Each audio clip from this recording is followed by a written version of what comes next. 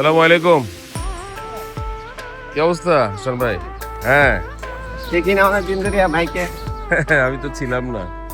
হ্যাঁ, আপনার কেমন চলছে? আলহামদুলিল্লাহ আমার চলছে ভালোই, কিন্তু মাঝে একটু ভাইরাস বলছিল অন্য গ্রামে হ্যাঁ লোকজনে ভাইরাস বলছিল, গ্রামের রস খোলা থাকে হ্যাঁ যার কারণে পাখিতে একটু মুখ দেয়, ওই জন্য ডাক্তাররা লেখছে যে রস খাওয়া ভাইরাস, ঠিক আছে, এই কারণে একটু দমাই গেছিল কাস্টমার। পরে কাস্টমার চিন্তা করলো আল্লাহর দানীয় জিনিস না খাইলে আমাদের কেসমত কাটা, পরে আস্তে পর্যায়ক্রমে আস্তে আস্তে খাইতেছি। এখনো কি ওই গাছগুলোই আছে না গাছ কমে গেছে? জি কিছু কমছে ভাইয়া। এই আগে যেমন 15-30টা ছিল, এখন 20টা আছে। ও আচ্ছা দশটা ওই স্কুল কলেজ রাস্তাঘাট করছে তো ব্রিজ, এগুলিতে কাটা গেছে। আচ্ছা, তারপরে এই গাছগুলো আসলে আস্তে আস্তে মানে থাকবে না। আপনার কি মনে হয় কতদিন থাকবে? আমার মনে হয় আল্লাহ জানে, তাদের প্রয়োজনীয় কাজে বিল্ডিং করলে সে কাইটে ফেলবে অবশ্যই। এখন যতদিন আছে ততদিন আমি আছি। আর আপনি কতদিন করছেন এটা? আমি 25 বছর, 2000 সালে তেজকুনি পালা আসছি।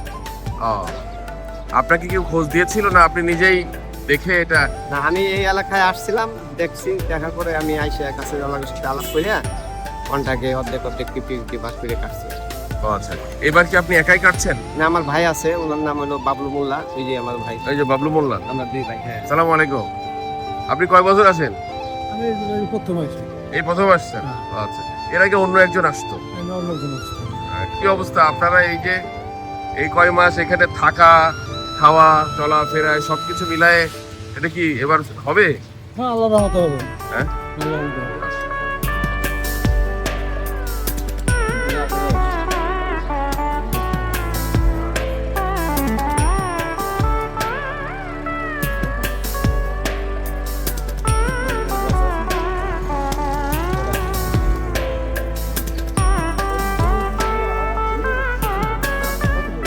ভাই রসটা কেমন? আলহামদুলিল্লাহ ভালো, মিষ্টি। মিষ্টি মানে আপনার কি মনে হলো যে এই রসটার মধ্যে কোনো কিছু মেশানো আছে? না, ফ্রেশ ফ্রেশ। কত করে গ্লাস? 25 টাকা ভাই। আপনি যে রস যে সংগ্রহ যতটুকু পান জি তা কি এইভাবে মানুষ মানে এইভাবেই বিক্রি হয় গ্লাস গ্লাস হিসেবে? জি না পার্সেল আমাদের অনলাইন ডেলিভারির মতন।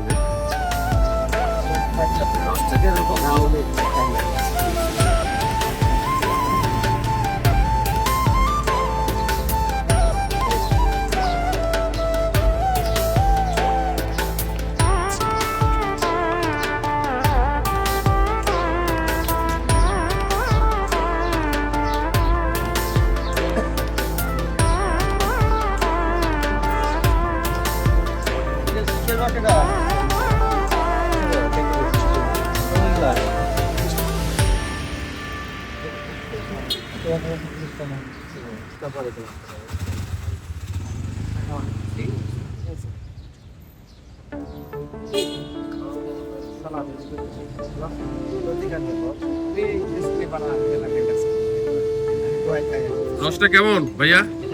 আলহামদুলিল্লাহ। মানে এটা কি মনে হলো কোনো কিছু মেশানো আছে? না, চিনি স্যাকারিন কোনো কিছু দেখা গেল কি?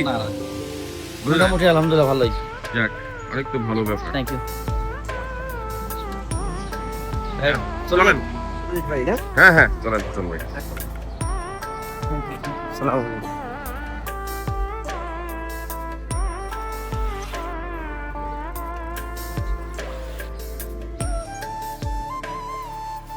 ছোটবেলা খাইছেন আপনি তো? খাইছেন আপনার খাই বলেন কেমন লাগে?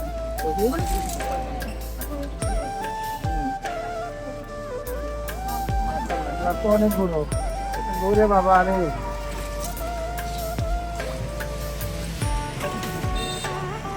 তোমার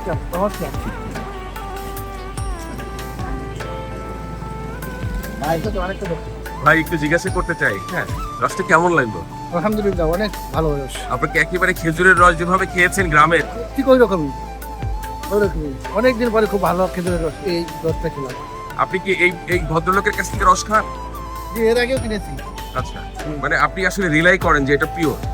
আমার কাছে তাই মনে হচ্ছে, অভিজ্ঞতাই মনে হচ্ছে আসলে। এতে ঢাকা শহরের কেন্দ্রস্থলে যে রস পাচ্ছেন, এইটার ব্যাপারে আপনার কি মনে হয়? এটা আমি খুবই এক্সাইটেড আসলে। এখানে আমি দেখে যাই, কোনোদিন খেতে পারি না, একটা মুভি খেতে আমি সাইন করে দিতে চাই, কিন্তু আজকে খেয়ে খুব ভালো লাগছে।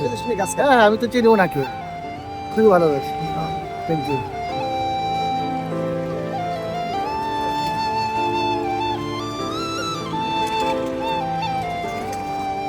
আলহামদুলিল্লাহ, খুবই ভালো। আচ্ছা হাসান ভাই, জি ভাইয়া। আপনি বলছিলেন যে গ্রামের চেয়ে এখানকার গাছের রসের কোয়ালিটি অনেক ভালো হওয়ার কথা, কেন বলেন তো? না, আমি বলছি কোনটা যে গ্রামে একটা রিক্স আছে, সেটা হলো খোলা পানে রাত্রে ঘুরে ওরা নামাই খেয়ে হয়তো পানি দিয়েও ধুইতে পারে, কিন্তু আমার এই জায়গা তো আপনারই ঢুকতে দিল না, কারণ আমাদের একটা রিক্স আছে। আমি যে গাছের যে হাড়িটা লাগাই থুইছি ওই হাড়িটাই আছে, মানে আমি আপনাদের দিলে আমি 100% শিওর যে আপনাদের গাছের রসই নামাই দিচ্ছি।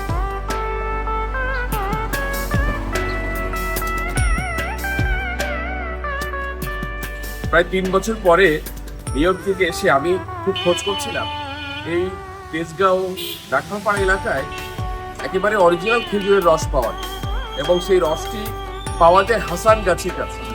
হাসান গাছি একজন মানুষ প্রতি বছর এখানে আসেন তেজগাঁও এলাকায়, তিনি এখানে অবস্থান করেন এবং এই এলাকায় 30টি গাছের রস সংগ্রহ করে তিনি মানুষের কাছে পৌঁছে দেন। খুব গুটিকয় মানুষ এই খবরটি জানে, আর তেমন কেউ জানে না। আমি ভাবছিলাম যে আমি এসে এই হাসান গাছের দেখা পাবো কি। আমি ঠিক এবার এসে তার দেখা পেলাম এবং আমি তাকে অনুসরণ করে কিছুটা গেলাম এবং রসও পেলাম। তো আমি তার রসটা আমি তার কাছ থেকে সংগ্রহ করে একটু টেস্ট করে দেখতে চাই আসলে কেমন স্বাদ। জি ভাইয়া, এই দেখেন ইনশাআল্লাহ আলহামদুলিল্লাহ ভালো। জি জি জি। একদম মানে পিওর রসের যে ঘ্রাণ, আমি বলবো মিষ্টতা, আমরা গ্রামের যে রস খেয়েছি মিষ্টতা তার চেয়ে অনেক বেশি। এই মিষ্টতার কারণটা কি?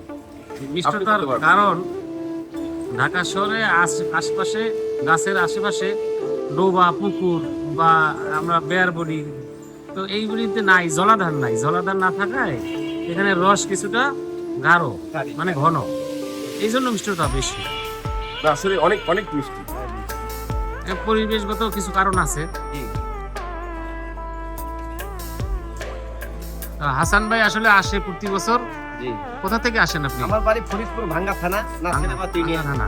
তো হাসান ভাইয়ের প্রতি আমার রিকোয়েস্ট হলো আপনি আসেন, যতদিন আসেন এই নগরবাসীর রসের যে চাহিদা যতটুকু মিটাইতে পারেন। কিন্তু হাসান ভাই পারবে কিনা সেটা নিয়ে আমার সংশয় আছে, কারণ 30টা গাছ ছিল 2022-এ শেষ আমি ওনার সাথে রস খেয়েছি, কিন্তু এখন ওনার গাছের সংখ্যা 20-এ নেমে এসছে। 22 থেকে 25, 3 বছরের ব্যবধানে। আমার মনে হয় যে 2-3 বছরের মধ্যে এই গাছগুলো থাকবে কিনা সেটা সন্দেহ, সংশয় আছে। আমার বাড়ি আসলে কুয়াকাটার খুব কাছেই। তো আমি যখন স্টুডেন্ট, যখন আমি প্রাইমারি হাই স্কুলে পড়ি, তখন আমাদের বাড়িতে গাছ ছিল প্রায় 40-এর উপরে। রস প্রতিদিন আমরা সকালবেলা গাছ থেকে রস নামাই নিয়ে আসতাম। সেটা অনেক আমাদের বড় তাওয়ালে জাল করতে হতো এবং এর জন্য খ্যার সংগ্রহ করতে লাগতো আমাদের, মানে খড় আছে। খড় এটা জাল দেওয়ার করার জন্য। তো এখন দেখা গেছে এই ইটের ভাটার বদলতে আমরা যখন বড় হয়ে শহরে চলে আসছি, ইটের ভাটার লোকজন বাড়িতে গিয়া আপনাকে বললো যে আঙ্কেল এই গাছ দিয়ে কিছু হয় না, আপনার বাড়ির পরিবেশ নষ্ট করছে। তো এটা বলে গাছের গোড়া সহ উঠে নিয়ে আসছে। হঠাৎ করে বাড়িতে গিয়ে দেখি যে খেজুর গাছ নাই, রসও নাই। হাহাকার, আমাদের ভিতরে একটা হাহাকার। কিন্তু এই গাছগুলি ইটের ভাটায়, গ্রামগঞ্জে সমস্ত ইটের ভাটার কারণে আমাদের খেজুর গাছ আমাদের যে মনের চাহিদাটা নষ্ট করে ফেলছে। তো এটা ঠিক হয় নাই। পরিবেশগত এই একটা বড় বিপর্যয়, যারা ইটের ভাটার লোকগুলি এর করছে তাদেরকে কিছু টাকা দিয়ে সব গাছের গোড়া সহ তুলে নিয়ে গেছে। এইটা আমি খুব ফিল করি যে আসলে এটা ঠিক হয় না। এখন কোন কোন জায়গায় কয়টা করে গাছ আছে কি মুখস্থ আপনার? হ্যাঁ জি।